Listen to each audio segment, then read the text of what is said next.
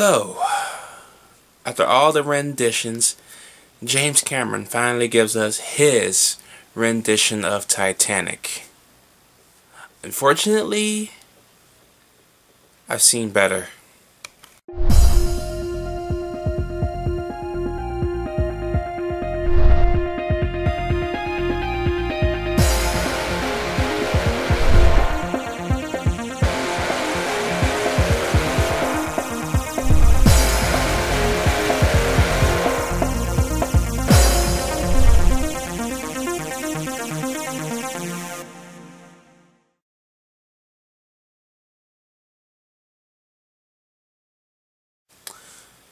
Titanic.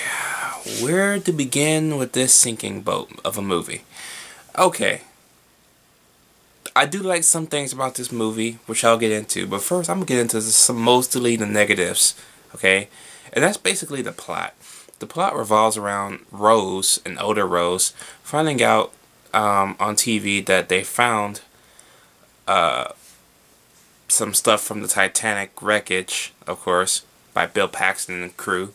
So she calls them and tells them that the picture of the lady in there is hers. So they take her aboard their ship, and she begins to explain the story of how she was on the Titanic and how she survived it. And we got this hour and 24-minute bullshit story, non-existent story, as I might add, because it has nothing to do with the actual fucking ship itself. It's just fictionalized around that fucking thing. And you got the most cliche characters in this movie. You got the asshole fiance played by Zane, who's awesome. The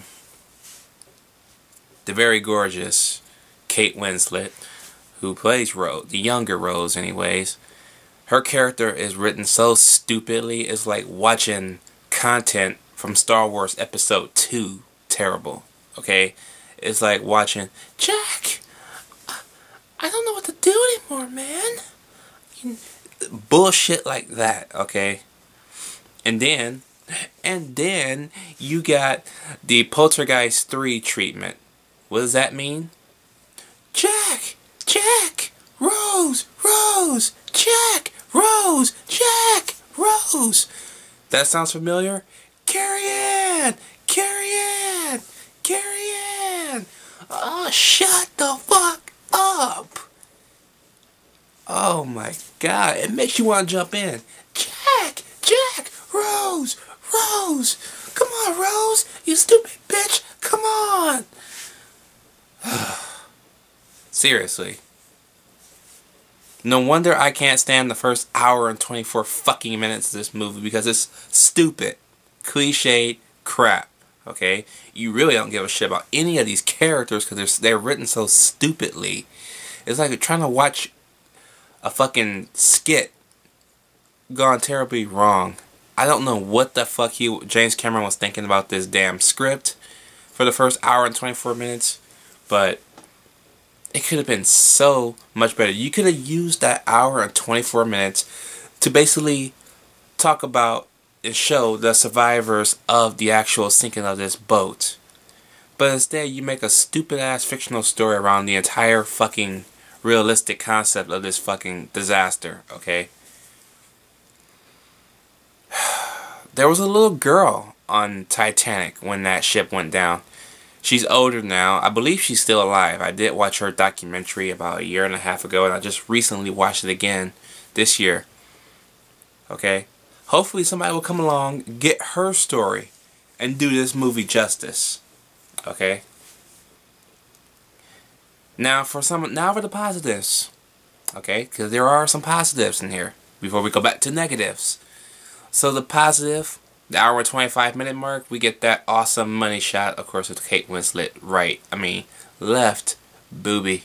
Well, theoretically, you see both of her tits when she comes out the fucking door, because it's through that little sheet-like thing. So you see the right one, and then you get the gorgeous shot of that left one. And then it gets harder as the scene goes on. It's awesome. Okay? But James Cameron. Romeo and Juliet, a movie that came out in the 1960s. Not the Leonardo DiCaprio version that came out the year before. The original version. That motherfucker was PG, okay? You got fucking Romeo's bare ass in there, which is fucking horrible. And then you got Juliet. Not one, but both of her boobies. When she got up out of that bed. You're telling me you got a PG-13. And you only giving us one? I can't even do my famous boobs line, because you only give me one?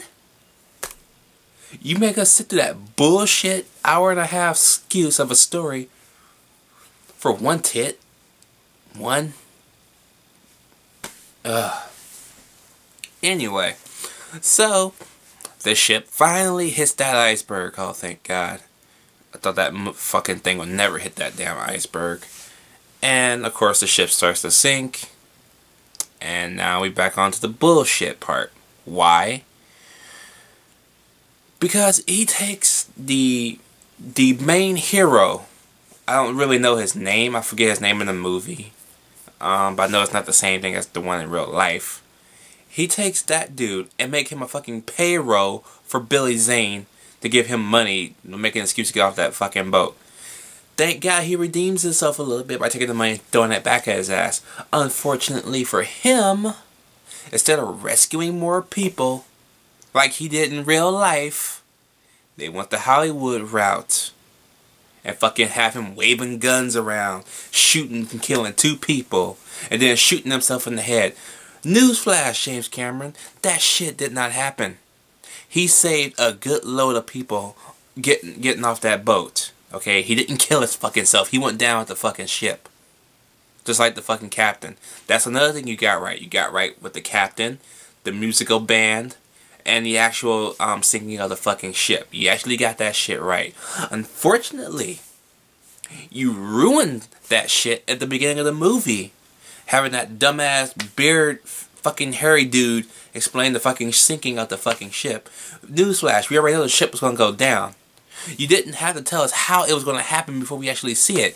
Because then, what is the point of sitting 2 more hours waiting for that scene when we already seen a CG version on your fucking computer in the fucking beginning of the film? Did you really think this out? You lucky all the stupid little teenage girls back at the time went to go see the movie for Leonardo DiCaprio and shit like that and fucking got brainwashed into all that shit.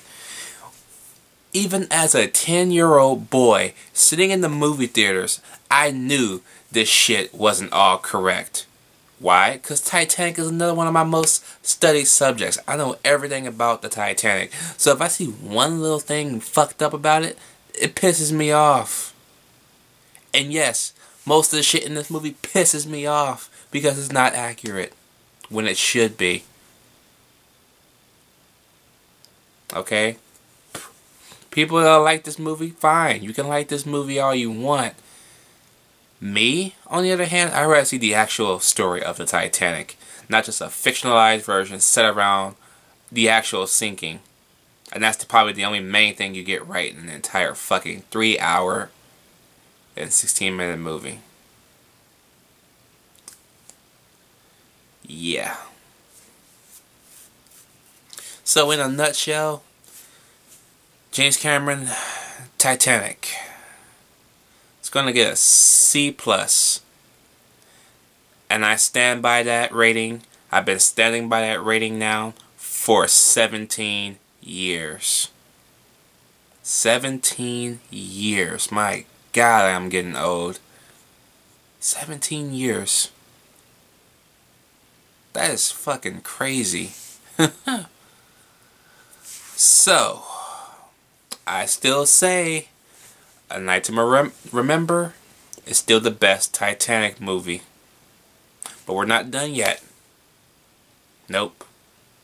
We have to get to 2012's Titanic.